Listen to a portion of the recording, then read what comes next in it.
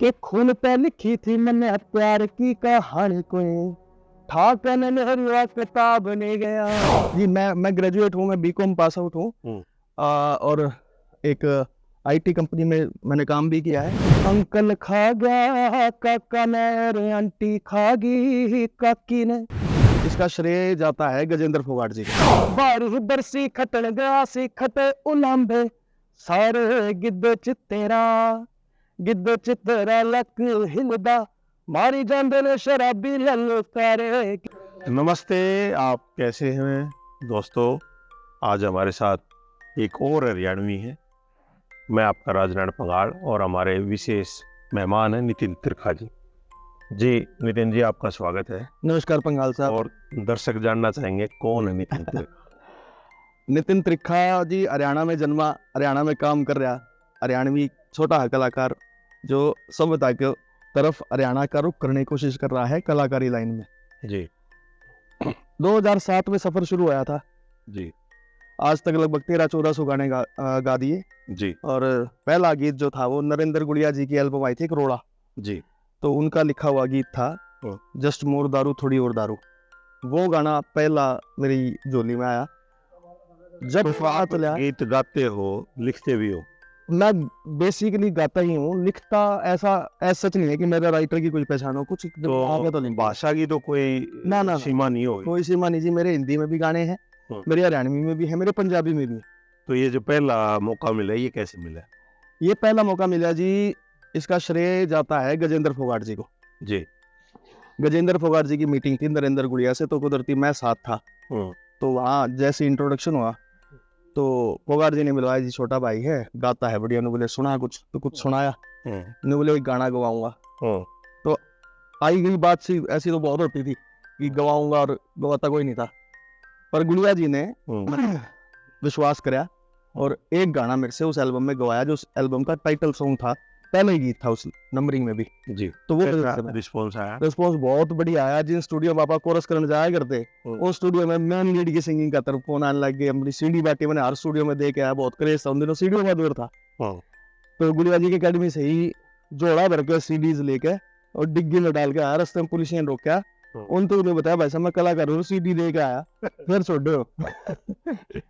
बहुत बढ़िया। तो ऐसे सफर शुरू हुआ था। उसके बाद फिर 2007 में ही 10-15 गीत आए हिस्से में। 2008 से फिर और सफर शुरू हुआ, और थोड़ा सा दायरा बड़ा हुआ, लोगों के पास जाके और नई नई चीजें सीखने को मौका मिला, नए नए स्टूडियो में जाके काम कराया, स्टेज पे गाने का मौका मिला। 2013-14 में एक गीत आया था मेरा किताब, वो सैड सॉन्ग था, वो मेरे द्वारा लिखा गया। तो उस गीत को भी खूब प्यार दिया लोगों ने। और उस गीत के बाद फिर थोड़ा सा ही होया कि जब आपकी चीज लिखी हुई को लोग प्यार देने लग जाते हैं, तो थोड़ा सा अपने आप अंदर भी जुनून पैदा होता है, भी थोड़ा बहुत लिखने की भी समझ है, तो फिर थोड़ा बहुत लिखने लग गए। 10-15 गीत मेरे द्वारा लिखे गए जो हैं वो ऑलमोस्ट रिकॉर्ड कर चुके हैं, जिसमें से 4-5 रिलीज भी हैं। अभी एक बेजान परिंदा आया था मेरी चैनल पे, वो भी मेरा लिखा है, मेरे कंपोज किया हुआ है। एक किताब आया था, अब आने वाले टाइम के अंदर 4-5 और गीत आ रहे हैं। गुनगुना दो। हाँ तो किताब ही सुना देते हैं आपको। कि सारे जज्बात मेरे आंसुओं में बह गए, छोड़ गई तो हम कती एक ने से रह गई। ये पूरी होने लगी मेरे प्यार की कहानी, पूरी होने लगी मेरे प्यार की कहानी, को चोरी कर पहने सारे ख्वाब मिल गया। कि खून पे लिखी थी मैंने प्यार की कहानी कोई ठाकन नेहरू किताब नहीं गया। तो ये लिखा था सर। बहुत बढ़िया, बहुत बढ़िया। किस तरह का जब दर्शकों का रिस्पॉन्स, कैसे पता लगता है आपको ये प्यार मिल रहा है? प्यार का पता सबसे पहले लगता है जी सोशल मीडिया से, आपकी फेसबुक आईडी से, आपके यूट्यूब से, आपके गानों के नीचे आए कमेंट से, कि लोग आपको किस तरह से पसंद कर रहे हैं और कर भी रहे हैं या नहीं कर रहे।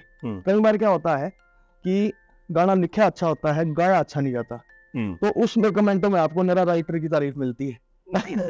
तो कवियों में क्या है कि ऐसा तालमेल बनता है कि कंप्लीट सॉन्ग तैयार होकर सामने आता है, जिसमें गायकी में भी बहुत अच्छा काम किया जाता है, लेखनी में भी, म्यूजिक डायरेक्शन वाइज भी, और धुन बनाने वाले का भी।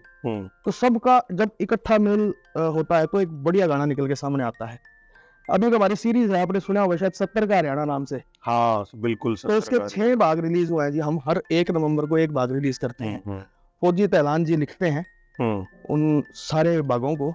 अब तक हम 6 भाग रिलीज कर और चुके उसका तो मैंने एक मेरे खिलाड़ी है उन पे बहुत रील बनाई थी। एक अंतरा था कि वो अंकल खा गया काका ने, आंटी खा गई काकी ने।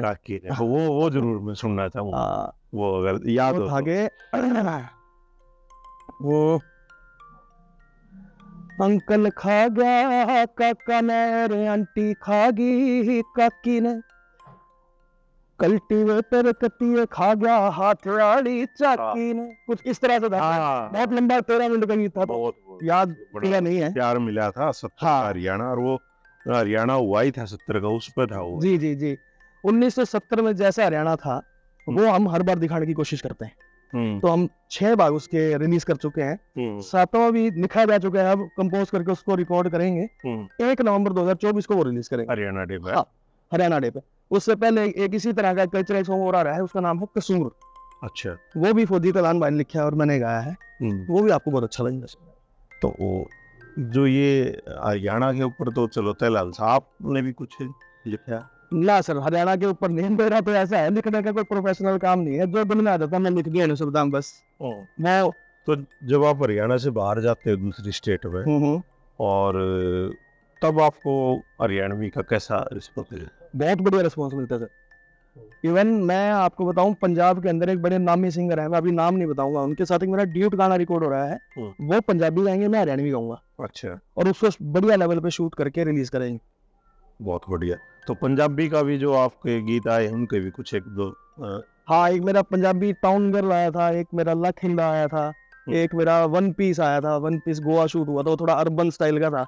और लक हिल्दा थोड़ा फोक था। के लिए कुछ आप पंजाबी फोक था, वो सुनाता हूँ। वो जग्गी जोड़किया राइटर है, उन्होंने लिखा था, अच्छे वहाँ के नामी राइटर हैं। वो था के अख तेरी कर दी शराब नु भी फैलनी, किन लांगे ले ना सप वांगू नैननी, बारू बरसी खटन गया सी खटे उलांबे, सारे गिद्ध च तेरा लक हिलदा, मारी जांदे ने शराबी ललकारे, गिद्ध च तेरा लक हिलदा। ये था सर पंजाबी। तो ये आप ये मानते हैं कि ईश्वर की देनी है, या कोई कलाकार बनना चाहे तो बन भी सकता है?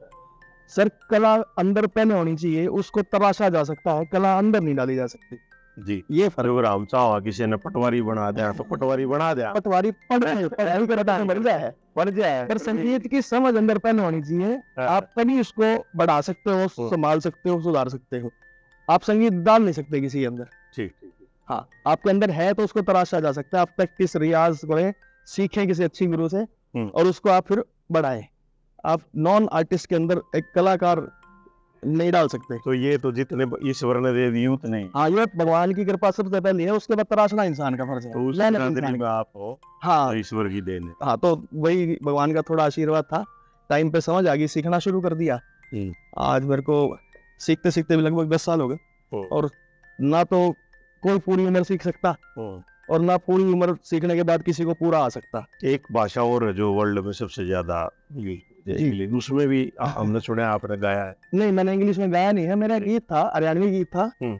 उसमें हरियाणवी पंजाबी मिक्स भाषा थी, और उसके अंदर रैप जो एक लड़के ने किया था वो पूरा इंग्लिश था। वही। अच्छा। हाँ, तो एक अच्छा एक्सपेरिमेंट, वो एक एक्सपेरिमेंट की कोशिश की थी। हरियाणवी पंजाबी हमने गीत की मेन वोकल रखी। उसके बाद पहला रैप पंजाबी था, दूसरा रैप हिंदी था, तीसरा रैप इंग्लिश था, और प्योर इंग्लिश, मतलब जो मेरे को भी नहीं समझ आया आज तक। अच्छा, तो मार्केट के अकॉर्डिंग आपके ऊपर कुछ प्रेशर रहता है कि मार्केट ये चाह रही है तो हम इस तरह का गीत लेके आए, या अपनी जो आपको पसंद आता है वैसा? देखो सर, ऐसा है, मार्केट को तो एक आर्टिस्ट जो बना के देगा, मार्केट उसको सुनेगी।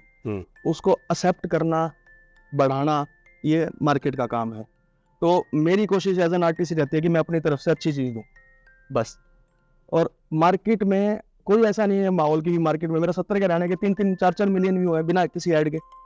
और मेरे किसी कमर्शियल गाने के हो सकता है 12-15 हज़ार व्यू हो। तो कुछ नहीं पता सर कब क्या पसंद आए लोगों को। अपनी तरफ से अच्छा काम दो, आगे आपकी मेहनत, किस्मत, ईमानदारी कि आपको मार्केट एक्सेप्ट करेगी या नहीं करेगी। तो एजुकेशन में भी आपने अच्छा खासा। जी, मैं ग्रेजुएट हूँ, मैं बीकॉम पास आउट हूँ और एक आईटी कंपनी में मैंने काम भी किया है और उसके अलावा एजुकेशन से मेरा ऐसे जुड़ा हुआ है कि मुरथल यूनिवर्सिटी का जो एंथम सॉन्ग है वो मेरी आवाज़ में है। बड़ी बात। ये मेरी उपलब्धि है। नहीं देखो, ये किसी भी यूनिवर्सिटी का एंथम सॉन्ग। हाँ, मुरथल यूनिवर्सिटी का एंथम सॉन्ग मैंने गाया और एक और यूनिवर्सिटी थी उनका वो थी अम्बाला पॉलिटेक्निक कॉलेज, उनका एंथम सॉन्ग भी मैंने गाया। तो जो आप ही की तरह कुछ युवा ये सोचें कि हमें कैसे पता लगे कि हमारे अंदर कला है।